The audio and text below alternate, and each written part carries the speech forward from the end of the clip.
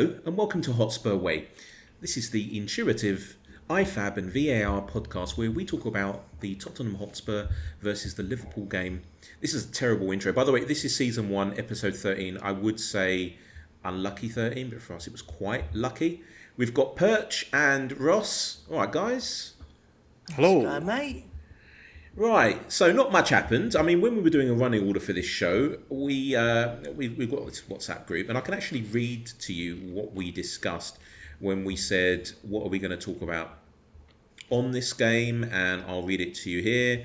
So Ross said, what we're going to talk about, and then Perchy said, not much, I don't think. Ross came up with the Wrexham game looked interesting, and the county game. Are you talking about the Notts County game? Yeah. Right. It's Colchester. Right, okay, and we were sorted. But we're not going to talk about the Wrexham or the Notts County game. We're going to talk about the Liverpool game. Maybe another podcast. Maybe we can do a watch-along thing that Percy doesn't seem to understand when he keeps saying that we should watch this podcast. No, listen away, guys. Listen away. Right, there you go. And we would really love it if you started to talk a little bit more about the podcast that you founded on your own YouTube channel. Or do you need some more super chats, £20 super chats from me for you to start doing that? Is that how it works? So I can do it. I don't mind. I'll put like £20 away every month, and so I can do like a sponsored ad on your YouTube channel. How's that sound? Sounds good. There you go. Liverpool lost. It's the first time in a long time, and I'll tell you what. There was 3 words that came to mind. Actually 4.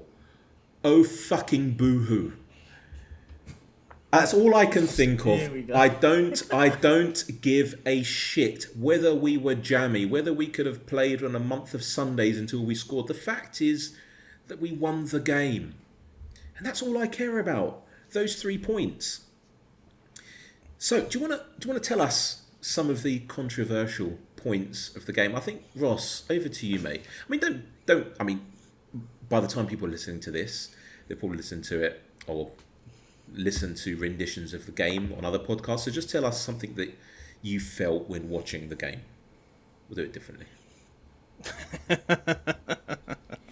That's pretty much my feelings during the game. It was, there's no rivalry there, but there is now, and it's been created by them. I mean, I don't know where to start with it. There was 2 sendings off. One, Gary Neville, oddly from a Man United point of view, tried to cover up by saying, he's rolled over the ball and almost broken the leg of... Is it Basuma, wasn't it? And almost broke Basuma's leg. Yeah, and, if you accidentally kill someone, just say you rolled over the ball. And then I thought the first yellow card for Jota was payback for what he did to my little Skippy. I think it was back in March or something when he almost gave him 12 stitches. Yeah, and then the second one was just daft. Then apparently we took off 3 players, our best players, and we still won the game. Which in the 96th minute with an own goal, and that was just made my life. It was brilliant. Right, so I want to talk about Gary Neville for a minute. You know what it's like? It's like Ledley King, because Gary Neville was their captain, right? Ledley King, right now, because I think they're approximately the same age, or maybe Gary Neville's a bit older. Mm-hmm. Watching who It'll be Chelsea and Fulham tonight. No, it wouldn't. He would be watching an Arsenal game. He would be commenting. He'll be doing the comms on an Arsenal game against whoever it was. Yeah. And he would be doing what Gary Neville's done. Right? Is it akin to that? I don't get it. Is. Listen, I don't. It is a bit, but Gary. Go on, Perch. No, I was just. I don't mind it. Listen, I hate the biased punditry. I think I think it ruins it. Like when you've got the likes of Alan Smith, Martin Keown, and all these lot, and all they talk about, like, I'm using Arsenal examples being Spurs fans and stuff, like, but I didn't mind. Like, listen, I understood what Gary Neville was saying. Like, listen, I'm going to go against what I initially said. I didn't think it was a red card on first glance. I understand why it was given, but we're now at a state now where we're now refereeing like players that now get the ball, right? Like, listen, back in the day, that's not a foul. Even 10 years ago, I mean, it's a booking, right? It's a booking. You get on with it, yeah. I think the worry that we have now is what I'm hearing a lot of the narrative was, and this isn't to or from on what if it is or it isn't a red card. What I'm hearing is he could have broken his leg. We shouldn't be refereeing based on potential injuries. Like, we shouldn't be suspending players for you're playing football, right? Oh, hold on. What, are you saying that it was a red card or it wasn't? I'm confused. On first glance, I didn't think it was. I think I've potentially been swayed on the other end of it, but I felt at the time with my non-biased hat on, at least I celebrated it because I was like, they're down to 10 men, great. But I sit back and go, if that was the other way, and it was Basuma on Curtis Jones, I'd be fuming. I'd be going, the player's got the ball. So I always try and be as rationale when I talk about these things. Because I sit back and go, well, we're now judging it because everyone goes, oh, well, we could have broken Basuma's leg. Okay, I get that. But we're going to start refereeing on the basis of players could get injured. Everyone will be getting sent off, right? Look at, use the Everton game a few years back with Heung-min Son.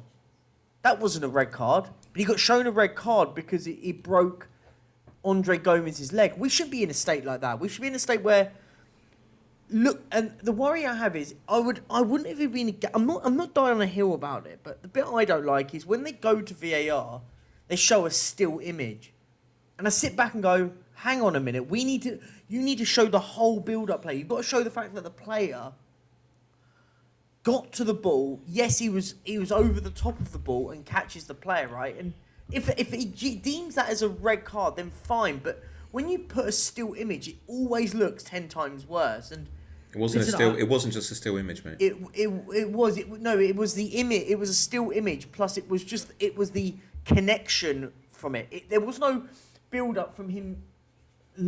Trying to retain the ball. I don't know what. No, I saw it. You can watch it on the TV. You watch it when you're watching it because they pan to him, and all you see is it going backwards and forwards of him. Like, and I understand why he gave it. Like, I just sit back and just think, like, are we at a state now where no matter what, if you catch a player's leg with your studs now, it is automatically a red card. If that's the case, then we're now going to be players aren't going to be making tackles.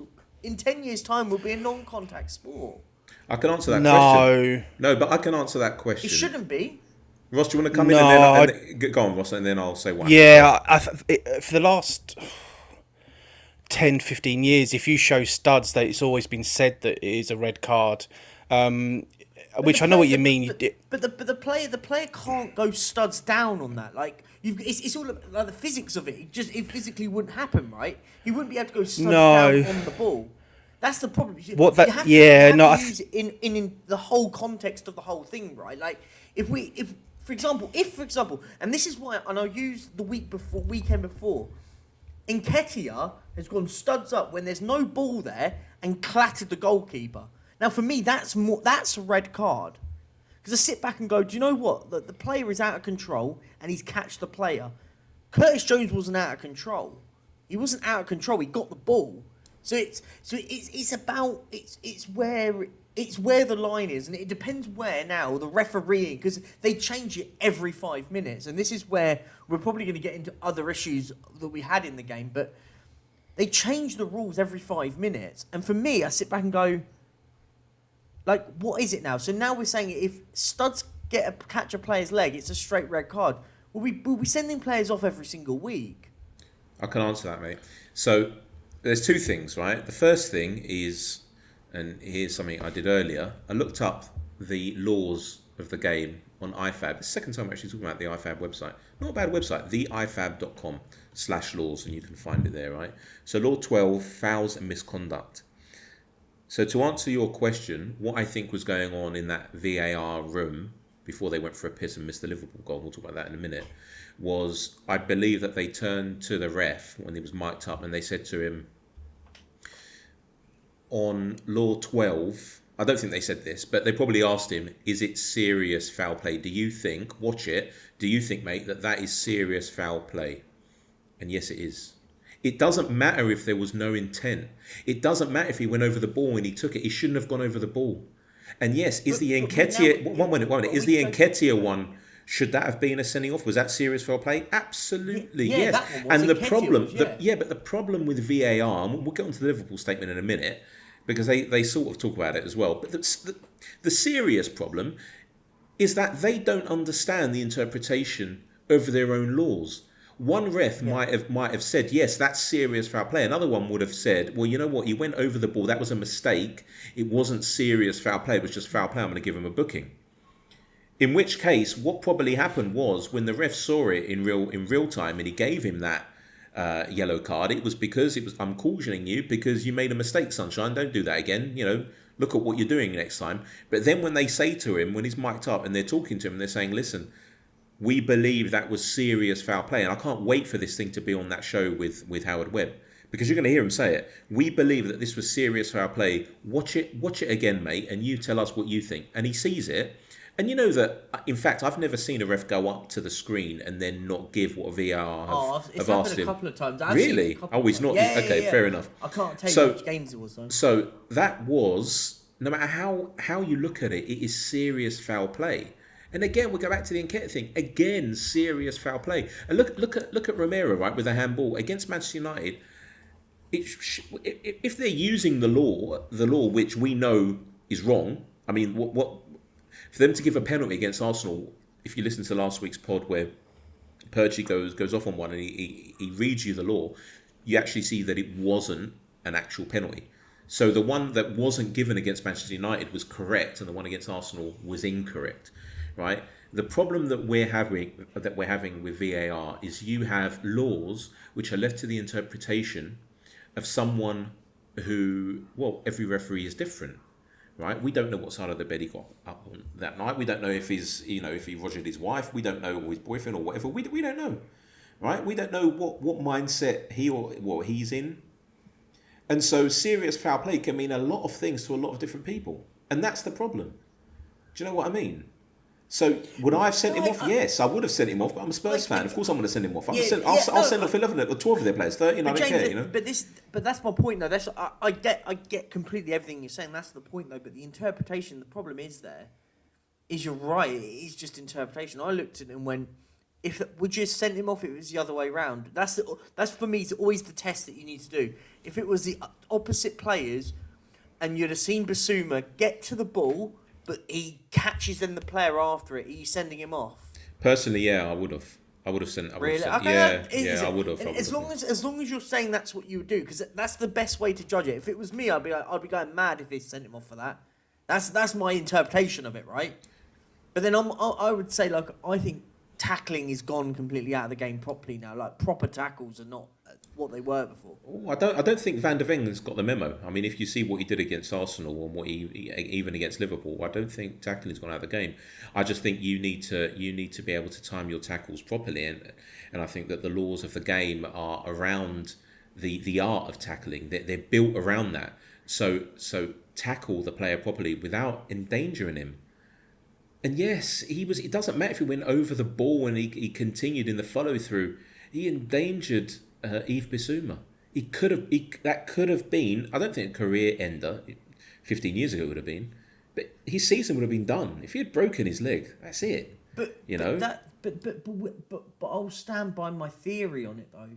We can't be judging sendings off on injuries. If that's the case, anyone that gets an injury for any sort of contact will be sending him off. We can't. But he wasn't. But Bissouma wasn't injured. That's the thing. They weren't basing it off of Bissouma getting injured or even screaming and rolling around. It was the fact that they probably, as I said, I can't wait to listen to that show because you're going to hear them say, "I can't." What was the ref's name? Do you know? Hooper, wasn't it? Was it Michael Hooper? We're guessing. I'm just looking now. Call him John Smith, right? So let's probably Simon Hooper. So I don't know. So something England was Mr. England. Darren England was the VAR guy. Right. So he has said to Hooper, mate, we believe that's serious foul play. He's gone over the top of the ball, but he's continued on. Please take a look at it.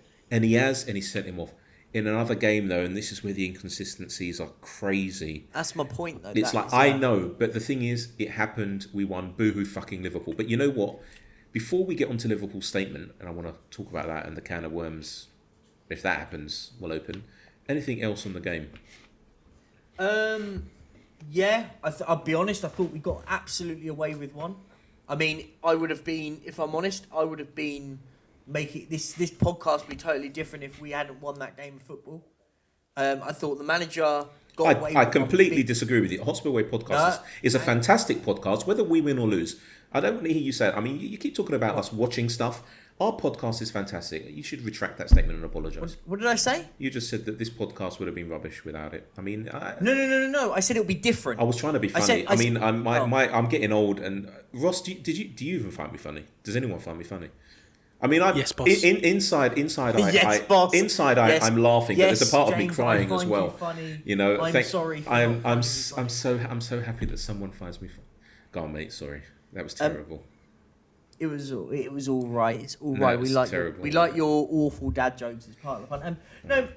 Sort of get back into what I was saying though. It was that for me, I think the manager would have had a lot of question marks on a lot of his decision making. By the way, listen, like it's 1-1. Liverpool have gone down to 9 men, and his substitutions are wayward.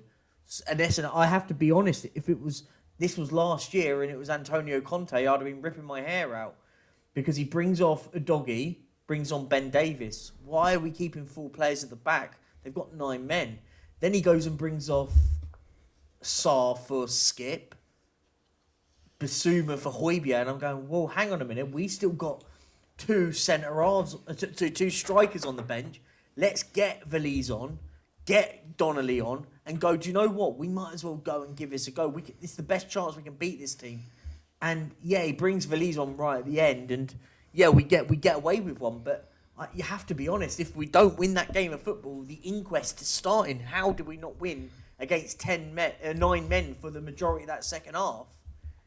That for me is the massive worry. But the biggest telltale bit, and if anyone listening, I nearly done that. I nearly did it then. Anyone listening would sit back and go, look at that bench. That's worrying me. At the moment, yes, we've got injuries, but that's a worrying bench. Really, really worrying. Because listen, the only players you could bring on were 2 defensive midfielders. We were definitely jamming. In fact, what's your best jam? I like either Cherry Tree or Abbey Farm, and I think the jam that we pulled out in that game was above any of those 2 brands.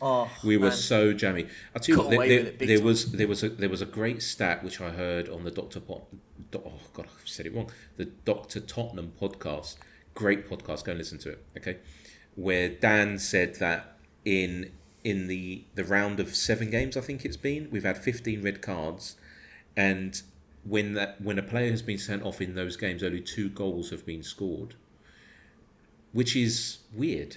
Well, number one, there's a lot more red cards. I'm not basing that off anything other than what I think. Sorry.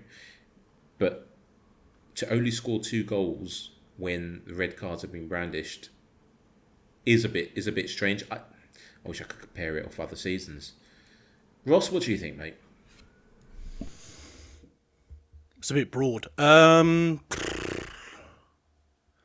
I thought it was kind of... I was a bit peculiar that he didn't bring on Donnelly, but then for a first team debut, you're going to throw him into that sort of atmosphere. The other substitutions, we don't know what Udogie was, if he was injured or anything, but fresh legs, I suppose. That's the only way I can even try and stick by Andrew on that. But he knew what he was doing, obviously. That's what... said Donnelly would have been the perfect opportunity for him to come on. Against a team that has now brought off every attacking player and gone basically defensively. Isn't that exactly the perfect opportunity? Because there's nothing to lose there for him, right? What's he going to lose? I don't know. I'm just putting my really boring hat on, and I hate doing this, but it's just for balance, basically. When you've got a young kid, then you bring him onto the pitch, so the likelihood is that they might panic. I mean, he might not. He does seem like a confident lad, but he might panic, give the ball away, and you just don't know. It's Tottenham and Liverpool, so they almost scored with 10 men. So if we'd had lost the game, let alone draw it, I would have the inquest would have come out massively.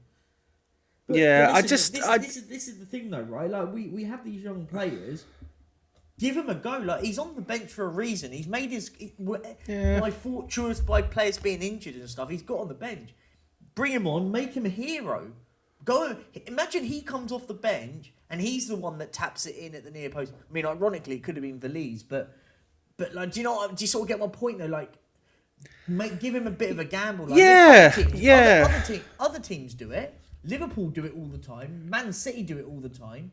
So why can't we just go? Do you know what? We're drawing the game 1-1 with about 10 minutes to go. You go, do you know what? We're going to throw on it the two strikers in Valise and Donnelly. We're going to bring off a centre half, bring off Romero off the pitch, and then go, do you know what? We're just going to sit three at the back and then just going to bomb bodies in the box and just launch it in there. That's what I would have done personally. I think I'm not gonna hammer Ange for one game and because we won. Oh no, and it's not about hammering. No, I know what you mean. No, it's just an open line. I just think it's hard to change something that we can't change, and that's our bench. I mean, who are we missing? We're missing Brennan Johnson, and who else? We're missing Bentancur at the minute. Lo Celso, Perisic, Lo Celso. Yeah, oh God, yeah. So them 4 players alone do add a lot of attacking weight. So you take you take 4 squad members out of any squad and they're struggling. I think Arsenal's shown that. With the fact that he brought Højbjerg on, he obviously sees something in Højbjerg and he's pushed Skip a bit further as well. And I'm not saying for an instance, and I'm a big fan of old Ollie Skip, but he's not the most fluid attacking player. But he did get himself in the box and it did cause Matip to spin round and shin it into the back of the net. And it's a tough game at the most of times. It's a cursed game for us previously, of all the stuff that's gone on before with Alderweireld's muck up with Lloris. So Salah had his little dancer moment from Carragher. The Champions League final. And there's a few others I just can't remember off the top of my head now. So we were due some luck. I agree with that. And to be honest with you, we might have done, but they had 2 people sent off. That's not our fault. That's the referee's fault. They've dragged us into this, a lot of their fans, when we're like, right, we're celebrating. They're like, can't celebrate that. Oh, fuck off. I'll celebrate how exactly I want to. I agree with that, definitely. And if it was us, we'd be apoplectic. I'll be, screaming the house down. But then at the end of the day, to carry it on 48 hours afterwards, and they've now demanded they want the audio from the VAR and all that. It's just starting to get a little bit petty. And you wonder. I mean, Anna Sugar has even tweeted that they do deserve a replay. Oh, shut up. 1 minute. We'll get into the statement. One sec. We'll get into the statement in a minute. All right. I tell you what, Liverpool, fuck off. Absolutely fuck off. I remember I got on a plane and I timed it to perfection from Lebanon to Cyprus on the 1st of June 2019, and I made it from Larnaca Airport to the meeting pub in Larnaca 3 minutes before kickoff. And as soon as I've sat down, everyone then stood up and the game started, and then we get a penalty. Fuck off. I don't want to hear it. I'm sick and tired of it. And I loved the PGMOL statement. Can I read it, guys? So PGM... Yes. You tell me if there's an apology in here. PGMOL acknowledges a significant human error occurred. We're sorry. They didn't say we're sorry. I just had that in there. PGMOL will conduct a full review. Oh, it's so English, isn't it? The goal by Luis Diaz was disallowed for offside by the on-field team of match officials. There was a clear and obvious factual error and should have resulted in the goal being awarded through VAR intervention. However, the VAR failed to intervene. Then Liverpool come out with a statement which I think is bizarre, and we'll talk about precedents and can of worms after this. So listen to this. So Liverpool Football Club acknowledges PGMOL's admission, so not apology, of their failures last night. It is clear that the correct application of the laws of the game did not occur, resulting in sporting integrity being undermined. We fully accept the pressures that match officials work under, but these pressures are supposed to be alleviated, not exasperated, by the existence and implementation of VAR. It is therefore unsatisfactory that sufficient time was not afforded to allow the correct decision to be made, and that there was no subsequent intervention. that such failings have already been categorized as significant human error is also unacceptable. I agree with that, by the way.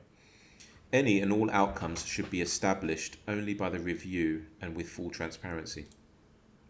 This is vital for the reliability of future decision making as it applies to all clubs and learnings being used to make improvements to processes in order to ensure this kind of situation cannot occur again. And this is the kicker. In the meantime, we will explore the range of options available given the clear need for escalation and resolution. What do you think that means, guys? I'll be honest, I read it initially and that last bit at the end really confused me. But I think it means that they want to. And listen, I hope this is what it is. I'm not going to sit with the tin out. I don't think they want a replay. I don't think any of that is true. I think this is just stoked up by Twitter and stuff like that, and it doesn't help. I think what it means is they want a more of a collective review. But what they should have done, and I think the wording on it was really bad. I'd have liked him to have just gone and said, we urge the other 19 Premier League clubs to come on board with a helping proposal, right? And collectively, we can find a better solution. Right. But, okay, so the words here, and it's really important to look at the words, right? There's a clear need for escalation.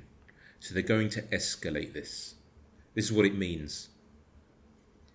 And let's just say they have, as one of the options for escalation, they have asked for either points or they have asked for some sort of recompense, which is either points, or they've asked for a replay. Do you know why a replay could never, ever happen? It's really simple. Is it because we have to comply to it? It's because we have to go back to 2005 and play Manchester United again, when Mendes' goal would have put us in the Champions League.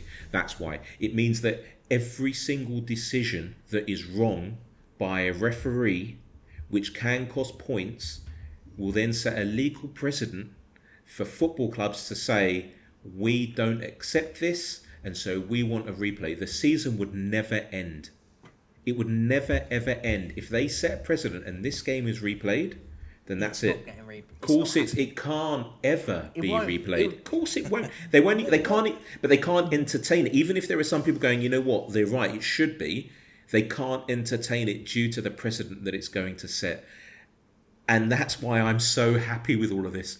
They are. I tell you what, people in Liverpool, and I've got a lot of Liverpudlian friends, loads actually, and they basically created the top trumps game of victimization, right? And so they are, and I understand it, by the way. Liverpool, I think, is a beautiful city, but then you've got the suburbs, which, I mean, I'd rather claw my eyes out with a spoon rather than go and live there. Sorry to any Spurs fans living in Toxteth or anywhere around there. But you know what? I am so happy that this has happened, because now, I mean, they were really upset when Harry Kane got that penalty. Remember that 2-2 draw? And they were going on about that for a good few years. Do you remember that, guys? When Wanyama hit that thunder bastard and it went in, and they were really for a good 1 or 2 years after that, they hated us. Now it has gone to 11 or 99. You know, that's the levels, and I love it. Bring it on. Oh, we'd have to replay that game, wouldn't we? I would have to replay everything. I love the fact that they're whinging, and if you ever hear a Scouser whinge, it's beautiful. It really is beautiful. You know, and I'm so happy that this has happened. Fuck off. It's happened. Get on with it. Okay, your player shouldn't have got sent off. You should have scored maybe 3 goals and put it out of range for us. You didn't. Get over it. But this is the part for me that I agree with what you're saying to a certain extent. 1 minute, are you going to be a Liverpool fan? I'm just taking. No. I'm actually not. What I'm going to say is, I find it the bit I find peculiar, because if Liverpool won the game, this conversation doesn't happen. We don't sit back and talk about it because Liverpool won the game. And we can't do if buts and maybes in life. You can't. But that's my point though. my point being is this whole thing's come out because we won the game, right? And Liverpool didn't win the game. And for me, that's where I go, fine, okay, that's your standpoint on it. And Liverpool fans have taken that standpoint. Now, if you go and get a dodgy decision against Brighton, are you going to start arguing against it? Like, let's just say a soft penalty gets given to you and Salah scores and you win 1-0 at Anfield against Brighton. Are we now going to... but I said this all along, by the way. This is a collective thing. I've stood by it. Whenever there's been a dodgy decision that's gone for Spurs, I've stood against it and gone, no, I don't agree with it. It's an absolute disgrace. I remember a few seasons back. Do you remember when we played Sheffield United? And it was farcical. Some of the decisions that they got disallowed, and I was like, we shouldn't have won the game. It is what it is. But what I always stand by is swings and roundabouts. Today was our day. We could play Luton next week. And it go completely against us. So it won't. I mean, it won't though, will it? I mean, no, but we're going to talk about Luton in a bit. We are going to be top of the league, aren't we? After that game, even for an hour. I was just being hypothetical in the sense of it has gone for our favour this time, but the next time it happens, it may not come in our favour. So I believe in it. All things balance out at the end of it. So like there could be a game where it benefits Liverpool, that there's an offside that maybe not offside, and they get it. For me, I think do you actually know what happened? Why it was wrongly disallowed? Do you actually know the reason? I've actually watched it and I've heard it. Yeah. So basically, Darren England believed that the goal was given, and they were checking VAR. They went back and said, nope, all clear, no issue. So, but basically, it was when they call it human error. The human error their communication was they believed that the goal was given and they were double checking for VAR, and VAR said no issue. So they stay with the on-field decision. What a load of bollocks! They both went out for a piss. Or one of them went for a shit. 1 minute. One of them went out for a shit, and the other one just said, "Oh, what's that smell?" When he went out to go and check up on what happened, and the game continued. I mean, this is the bit though for me. This is the issue I have with you. But it doesn't make sense. What they're saying doesn't make any sense. No, of course it does. They believe one thing that was the other. How can you believe what? How is that possible? Because mate, we're not talking about 7-year-olds. We're not talking about 7-year-olds at Stockley Park. No, hang on. But this is my point, James. This is exactly the point I'm making. Is that they've made such a catastrophic mistake by believing that it was the opposite decision they're waiting on. And it just shows how basic VAR really is in the context of it all. Like, for example, there's no sort of automated system to say, check impossible offside, no offside, okay, goal given.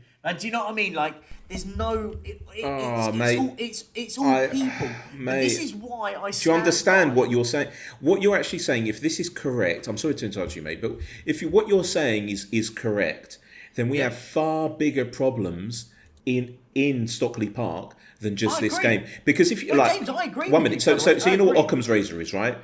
So if there's two competing ideas, which one is the simpler one? Right? The simpler one is that they didn't think that the game continued. The simpler one is they either looked away from the screen, something happened, they either weren't there, because it doesn't make sense that they did. But hold on, were you watching the game? Mate, you were watching the game, right? Yeah. So you're watching the game and you're in Stockley Park. What do? You know what the procedure is? The procedure is to then draw the lines and then say, is it a goal or isn't it? That's not the procedure. But you're missing. But you're missing the point though. What's the point? They didn't need the lines because they believed that there was no issue to resolve, because they believed in the VAR room that the goal was given. Mate, that's not the procedure. The procedure is that if a goal is given, they say goal awarded. And if it's not, they click another button, okay? And then I'm pretty sure there are what they call batch buttons, okay? Where they're pre-programmed buttons. And then they click a button that will say goal disallowed. So you're saying they also click the wrong button. Is that what you're telling me? No, they but also... James, that's only if they believed it was flagged offside. So just hear me out. They believed that the goal was given. There was no flagging for the offside. They believed that Liverpool were 1-0 up. I need to stop you there. If they believed that the goal was given, why then, another comedy of errors, why do they click on the wrong button? No, they don't click a button. No, they There's do. That's how it works. That is how it works. But there was no button though, because we never saw any of that on the screens. There was none of No, that. I'm not saying that. So what happens is from the VAR room, they have a set of what they call batch buttons. Okay, so any production house has this, right? And so, for instance, let's just talk about White Hart Lane. When Sonny scores a goal, right? They have a batch button for Sonny, and they will press it, and then on the big screen they have a pre-recorded message or whatever it is, an animation, which will then show up. It's called a batch button, right? So there's a batch of buttons with pre-recorded messaging or content. They have that at Stockley Park, and so when the goal was disallowed, not only did they misunderstand that, or we don't need to draw any lines, and we don't even need to check it. So far there's 2 mistakes. The third mistake is to click the wrong button. Mate, what are you saying to me? How many errors do you have to make? It's not just one. I agree with you. So the simplest version of this is they either weren't there, and some intern. So either someone. So I'm not having that. Well, I think they are there. Either they've got an intern there who's just clicked. Why do they have to be? They're humans. I don't know. They're all recorded though. They're recorded in the VAR room. I wish we could hear. We'll hear it soon, right? But that's why Liverpool want the recording, so they can understand what it is. Listen, but this is the bit for me. Is the issue I had is for the integrity of it all. They should have broken protocol and gone, do you know what, this isn't right. We've made no one had the balls in that VAR room. This is the bit that really wound me up, by the way, with it. No one had the balls. Listen, by the way, I don't have a ball in this call, by the way. It benefited my team. So, but my point being is that for the integrity of it, no one in the VAR room went, guys, called the referee and said, stop the game.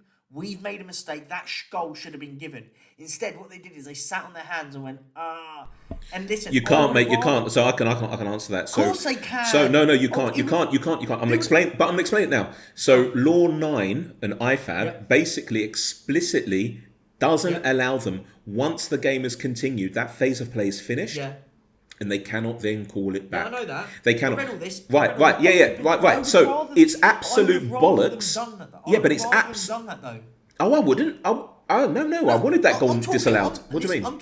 Because I'm talking about it from like a neutral point of view. I use the quote. If it happened to Tottenham, flip it for a second. Oh, I'll be livid, of course, obviously. Exactly. So, but the problem is, mate. Yeah, mate, but we've got archaic rules trying to support a brand new technology. It doesn't. James, it's like trying to put a VR headset on a T-Rex. It doesn't fucking work. Do you know what I mean?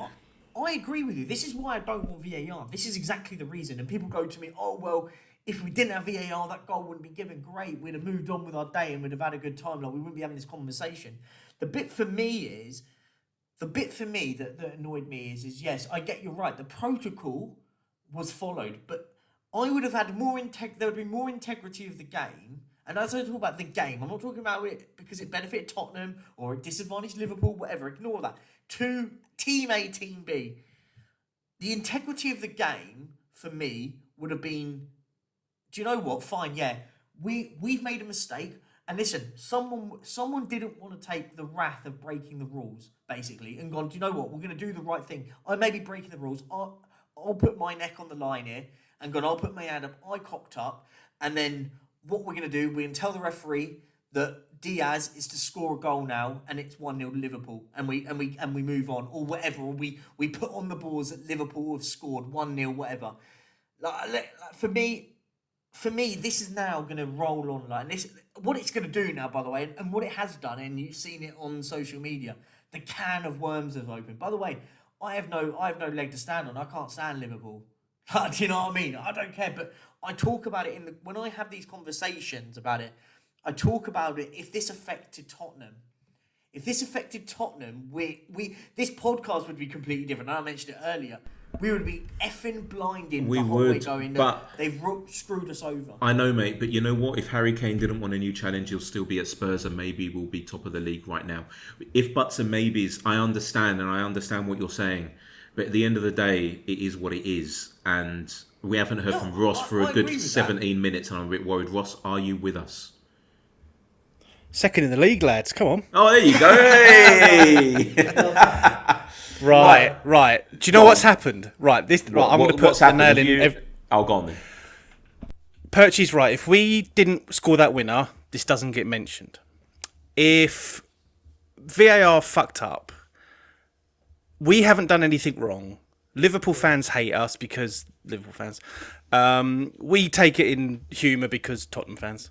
And they're going to appeal. It's going to drag on and drag on. What the worst thing they did was appeal. Because no other club, I don't think, and please tell me if I'm wrong, has done this, where they've appealed. Because we never appealed it when Dyer did that handball and then they changed the rules. We never appealed in that Champions League final when Sissoko was meant to have handballed it on his armpit and then they changed the rules. Yeah, but so Liverpool, tough shit. I'm sorry, but every club has had to go through it. Do you want to go back and tell Sheffield United fans when Aston Villa stayed up by 1 point? I don't know if it's Sheffield United. And the 1 point was when the first game in lockdown, the ball went over the line from the keeper's hands, but because there were so many people there, it didn't get given. So if we want to go back to these things... They didn't turn on the system. That was the reason. The system was on. No, the system was on. It was just because there was too many people in there and it got it and it interfered with it. So I'm sorry, Liverpool, but tough shit. I'm not sorry at all. I agree. I'm not sorry at all. Fucking boo. Oh, no, I'm a little bit more sorry, but it's like, well, what do you want there to happen? Do you want us just to restart the season? I mean, I tweeted that out yesterday. I said, should we just start the season again? I had a few Chelsea fans go, please, which was quite funny. But I'm sorry, but shit happens. It's football. It's not. I know it's football is the most important thing of them, all the unimportant things in the world, and we have to remember this. Actually, and it is Ross, can I make a point here just before you say that? And you're absolutely spot on with that. And the one thing that's been kept absolutely quiet from a lot of people, and I'm fuming by it, is the disgusting behaviour that happened on Instagram, on Destiny Adoji's Instagram. Oh, sorry, you carry on. Horrible. No, I'm glad you brought that up. What's that? I'm too old for this. Can you tell me what happened? So basically, I'm only a few years younger. Basically, because Jota got sent off because he took out Adoji, and he did catch him, by the way. Liverpool fans believe that he dived, and the racist abuse that went on Destiny Adoji's Instagram was absolutely disgusting. And the fact is, the club have put Spurs have put a statement out. Liverpool haven't put anything out, which I find absolutely abhorrent. By the way, they have 25 minutes ago. Oh, okay, yeah. Apologies, I haven't been on Twitter. But do you know what I mean? 5 hours later, it's just but like, do you know what I mean? Guys. You're worried about a goal not being given, but we've completely lost sight of humanity here. Like, all of a sudden, I'm hearing I heard vile stuff made about Ange Postecoglou yesterday. I heard vile stuff about the referee. What did they say, that he can't take his Savlagi? Is that what vile stuff? No, what I they heard said? that he's so fat that he'll have a heart attack in 2 years. I dreamed about that, right? I heard on people saying that let's go and find Simon Hooper's address so we can kick his head in. Absolutely disgusting behaviour, by the way. And this is what happens. And just to build on that, Perch, there's a lot of female Spurs fans getting absolutely... I don't even think abused is the right word, but when the names they're being called, and I'm not going to share it because it gives it limelight, but and it's disgusting. I'm jumping in and for them because it's not fair, and I know they can stand up for themselves, but share this stuff with me. I'll jump in. All you have to do is look at my Twitter for the whole day, by the way. All you have to do is just check out everything on my Twitter. It's brilliant. The Pornhub links that you keep adding on there are useless. I've seen it all. No. I'm not gonna look at your Twitter again. It's vile. That's another bad joke. Prude. Sorry. But in seriousness, like I think we talk about a decision, a mistake, but some of the behaviour, and by the way, I just find some of the behaviour just ungodly. By the way, I think it's vile and disgusting. But yeah, let's move on from it. But I wanted just to make that because we should be celebrating a win against Liverpool and going second in the league. I know it's 7 games into the season. It is so early, but it's so good. Early. I mean, apparently we're the same points as we were last season, but this is fresh air to smelling cow's dung. Different. It's so nice to have this clear, and to think that we can have them. I'll say 3 because we know Perisic putting them out for the season, Bentancur's nearly on his way back. Brennan Johnson's going to be on his way back soon. And who was the other one we were missing? Brian Hill. Brian Hill, yeah, I forgot about him. And Lo Hill. Celso's going to be back. That's a Yeah, lot yeah. of attacking. And so I'm going to we stop need it, talking so- about. I'm going to stop talking about I've Liverpool got because I've it's got a semi. I've got a semi. I'm sorry to. and it's because it's not our fight. It shouldn't be our fight. You're just going to ignore my semi statement, are you? Just like that. Just Yeah, It's just through usual it. stuff. It's When we start hearing. Is when we start getting a bit worried when the slapping of the meat. But I'm going to stop talking about Liverpool because that's their battle. That's not our battle anymore. That's up to them if they want to do. And we've won. We are second in the league on goals scored. And we're a point behind Man City. And if we beat Luton, we go top for 24 hours. So, woo! Exactly. So I want to talk about Hassan Kanan. Do you know who he is? Do you know who he plays for? no idea. Kanan. No. Don't Google him. So Hassan Kanan is Damn my it. is my CFO, right? And he's a numbers freak. He finds. I mean, if there were spreadsheets on Pornhub, that's the video content that he would look at. Okay, and so I decided. I know we're late to the party with this. I decided to watch the Bloomberg interview with Daniel Levy, and as I'm watching it, he then made a statement, which was how much does Tottenham make? There's two things that he said. How much does Tottenham Hotspur make from, number one, the extracurricular activities going on at the stadium? And I think but before that, he asked him how much does Tottenham make from the gate receipts, in which he said 100 million. And as soon as he said that, I thought, oh, that's interesting. And I'll tell you why in a minute. Then they asked him how much we make from like Beyonce concerts and blah, blah, blah. And he said 30% of the gate receipts, so 30 million. So I turn to Hass and I say, Hass, I'm going to send you over the financial statements from Tottenham Hotspur. Mate, he didn't just get a semi, he was full hard. He was like, oh my God, you're sending me over financial statements. And he went over and he said, what do you want me to look for? And I said, can you find me how much gate receipts are? And it's quite a large PDF document. And he got back to me with an hour. He said, no, there's no direct statement on the gate receipts. I thought, really? Hass, I want to ask you something. When it comes to investment, why would an owner go onto Bloomberg and directly say the amount? It's because he wants it. By the way, he's an Arsenal fan, not that he really supports Arsenal, but he hasn't seen or didn't even know that there was a Bloomberg interview, right? And are you there? Yeah. I'm listening to you. That's weird. My screen just went blank, right? So he doesn't know any of this, and immediately he said, and this was great, the owner either wants a financial injection or is looking to sell. And I said, really? And he said, yeah. And then he showed me some examples where this happens. Wow, this has happened at multiple franchises, and I can't believe. Like we sat there for a whole hour, and he was actually showing me. He was so happy about this. Well done, Hass.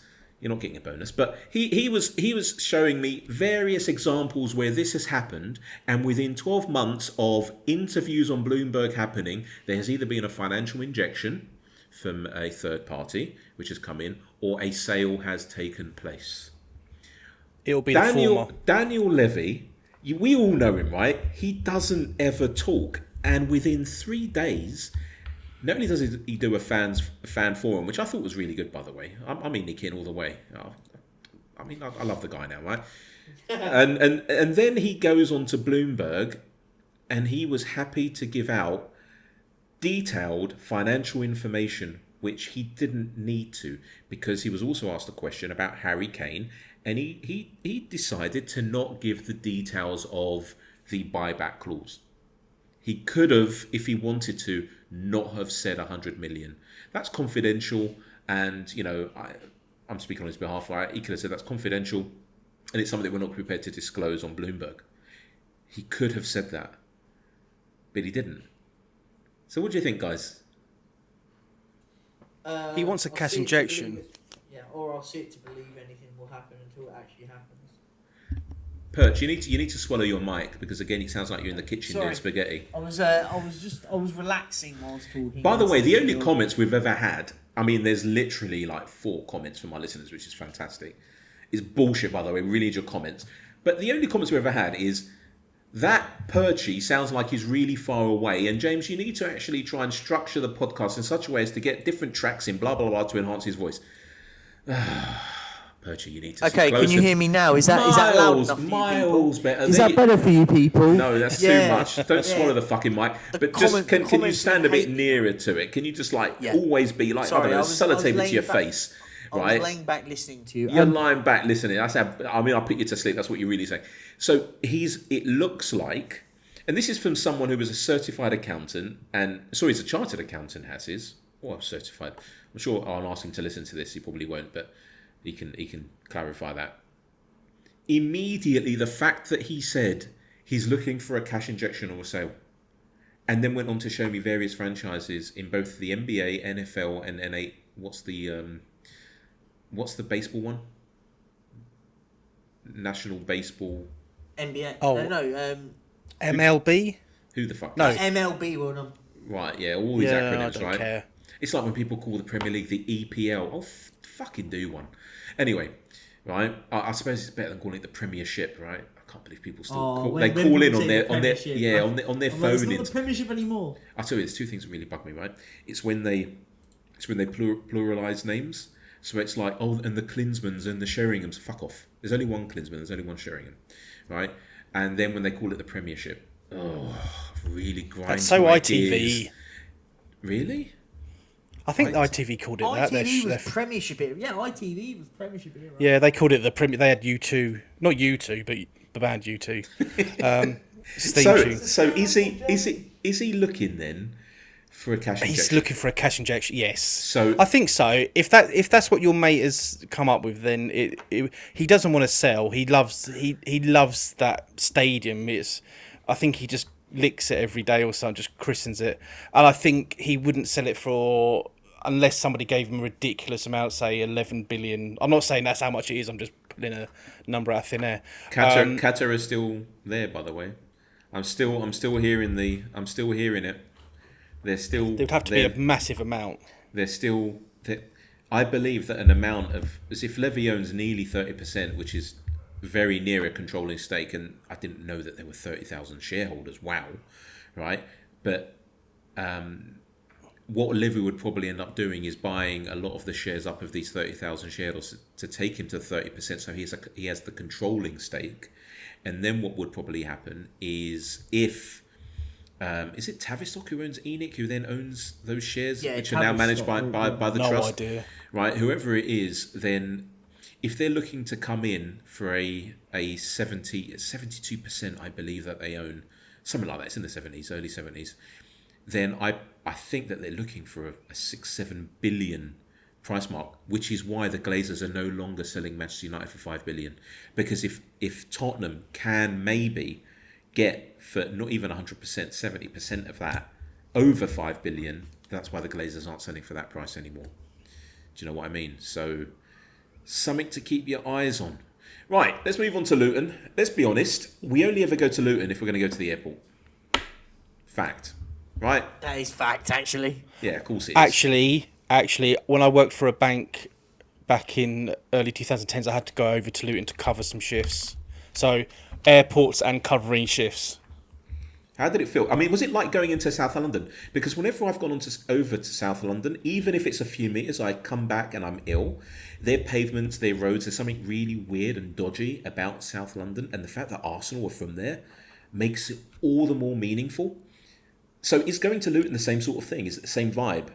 Are they? But it was nice. It was nice of the tramp not to expose his penis to me while he was weeing. So, it's a bit classier than you think. Why were you talking to a tramp who was pissing? That's more interesting. Sorry? Why were you talking to a tramp that was pissing? He wasn't. He just didn't expose his penis to me. He was pissing the other way. So, But you found he could have you wanted to speak to him. But it was round the side of the bank weeing as I was walking in. He could have easily this just is a swung true round. story.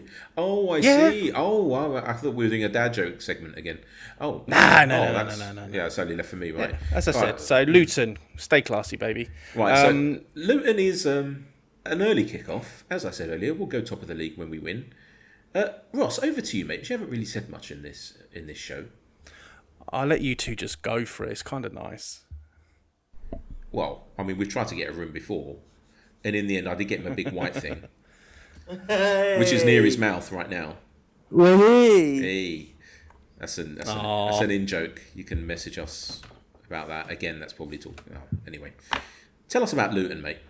You've been to Luton recently, well, in 2010, so we've probably been there I before you. don't know much about them. They beat Everton at the weekend.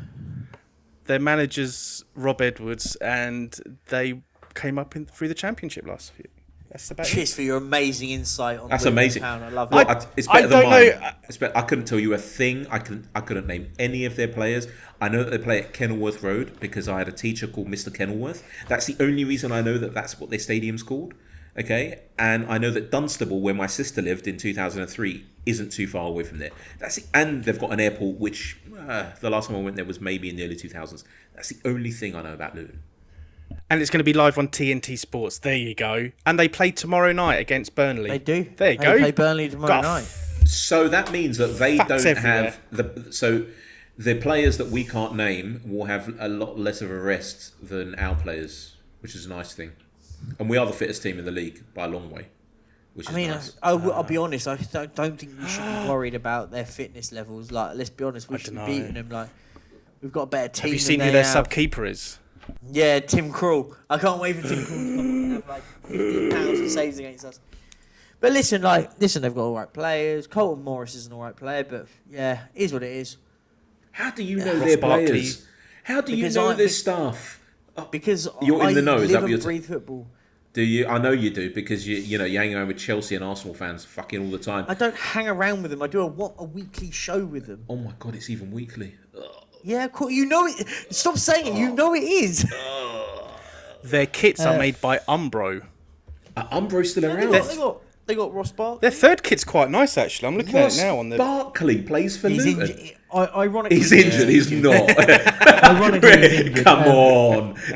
got- He's a paragon of fitness. That guy. He really is injured. They got Sambi Lokonga on loan from Arsenal. Who? Sambi. Oh, I know Lokonga. who he is. Yeah, they You're got- talking about the dance. Aldeas. Oh, they Who? got Tate Chong, who used to play for Man Teetha United. Chong. You got him from Man United. Issa Kabore yeah. from Man City. They've even got a very So what you're telling me, guys? So what you're telling me is they've got a lot of from players. That's what you're Yeah, but saying. they've got a load of youngsters. Yeah. And they haven't. I wouldn't say they've got a Premier League squad. No disrespect to them. I know they beat Everton, but I hope they stay up. But I don't think they will. But Everton haven't got a Premier League squad. yeah, touche. Are we going to do predictions then? Are we going to do? Yeah, let's do it. Right, so I'm going to write this down. Yeah, but our predictions are bloody useless. No, I put a poll out last week on my Twitter saying, who are you more worried about, Luton or Liverpool? And everyone said Liverpool, and I said, no, it's Luton. Because You're it's just so being Now toxic. facetious. I'm worried.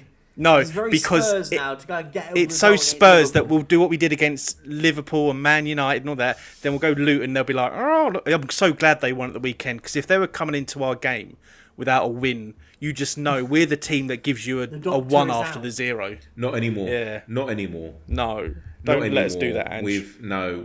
We're not that team anymore. You know, This is like therapy there's that for me, B by the way. word. I'm just getting it out. Just getting the angst out. Oh, I thought you're getting it out. Well, that's why the webcam's warming up. Yeah, warm up OnlyFans. That's what we should do. And Perchy OnlyFans. OnlyFans. No, not. Can you imagine the Hotspur Way on OnlyFans? And then There's people gonna could be actually so watch. many I'll complaints. tell you what. Then people could actually watch us, right, Perch? Hey. Hey. So predictions. Ross, you first, mate. Luton. What's the score? So I'm gonna write this down. You're gonna hear me type in. I'm sorry, Ross. Luton 1, Tottenham Hotspur 3. Perchy. Spurs win 3-0. Ooh. And James says Luton 7. 0, Spurs 6. There you go. There's Oh, always damn. one. I'm not going to bother naming the goal scorers because I can't think of 6 players. I mean, you could more than one can score. Yeah, that's true. I mean, they can. Look, we've been going over an hour. So is there anything you want to plug other than your half and half with Chelsea and Arsenal Perch? Anything? Any other? Oh, by the way, I did love your show that you did Which yesterday. The one with you had 6 guys on there. That was really interesting. Oh, hello. Yeah, I was. Yeah. Is this your OnlyFans? It was a real sausage fest. I was watching it. I was watching it on Twitter or X Spaces, and I was leaving you loads of comments, and no one was replying, and I just thought, Oh no! If you use it on X or Twitter, whatever you want to call it, you won't. It won't come up. Oh, it won't go up. Is that what you're saying? Like, 6 guys, and you're going to get out. You have to do it on YouTube or Twitch. Oh, okay. I don't know what Twitch is. I'm old, so. It's just I like another streaming Twitch. platform. Yeah, I'm on Twitch at the Perchy TTV. At the Perchy TV on YouTube. Didn't realise we were doing shameless plugs. But... Oh, I'm doing shameless, but at the Perchy on X, Twitter, whatever you want to call it, and at the Perchy TV on Instagram. There you go. Now, as we're doing plugs, I would love it if you guys went to hotspurway.com. Because we've put up our lovely website. The website, as I've said before, is far better than this content. And there's a lot more to come on it. I think it's the best footballing podcast website out there. I would say that my team built it. But it's I think it's beautiful. It really is. It does lovely things. And both the guys on here have just muted themselves and it sounds like I'm talking to myself. See, they're still muted. Hold on. You said if there was any clicky clacking, mute your. So I was just going onto the website. What, OnlyFans or what? Oh, you're going to Hotspur Way. Yes. It's a nice website, isn't it? We've got up our game on this podcast to try and at least get it on par with the actual website. Because right now what we are is Tottenham Hotspur. We have the most amazing training ground and the best stadium, and unfortunately not really got the, nothing to show for it. And so now we have an amazing home. And we're hoping that the podcast soon, with a lot of investment, can become as good as the website. Oh, last thing is, please follow my good friend at Spurs Simpsons on Twitter or X. Because Thanks. It's a lovely little.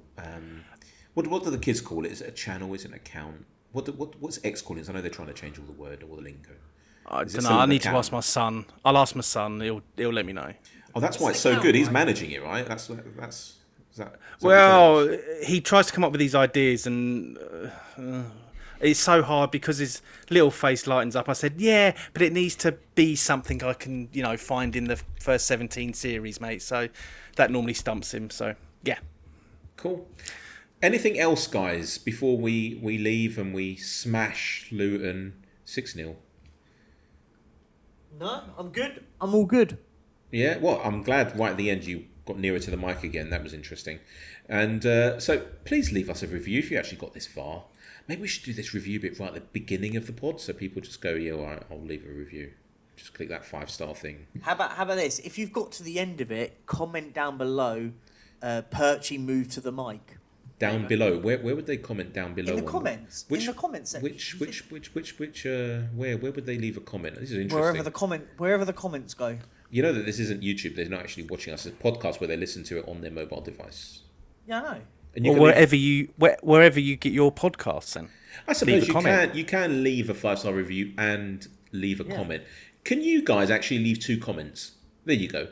You guys have never... Well, one each. Homework? One each. You've given us homework. Look, Ross has only ever listened to the pod once, and he wasn't on. It's one that he wasn't on. I know that you definitely have never listened to it because you're trying to watch it somewhere, and it's not available to watch. So that means you've never, ever listened to it. So if you can, both of you at least we can have 2 people leaving us a 5-star review. And so we can move up the charts because we are... Out of the 72 active Tottenham podcasts right now, we're below 5 Swedish ones. So we do need to move up. We're beating the Swedes. We're not. We're not beating the Swedes. And I'll tell you what. The problem with this is that we've got English speakers who can't speak Swedish preferring their podcast over ours. So yeah, if we can, if we can do something to boost our podcast, because as I said, we've got a fantastic website, and that really is all that counts. I'm really sounding like Daniel Levy now. Oh, there's a victim card. Is this on Twitter? Yeah, that's where I found it. Mr. Oh, Bin- what, the victim? Oh, the Mr. victim card, yeah. Mr. that's Bin cool. Dipper, Bank of Scroungers, Scouts. Oh, Amazing. that's so cruel. Anyway, we've been going for 67 minutes. Perchy, say goodbye, mate. Goodbye, mate. Ross. James. Who just blew into the mic? Do you want to go and get you one of those, what do they call it? The sound things. Those mufflers. Nah, I'm alright. All right. See you later. Bye, guys. Bye. Bye.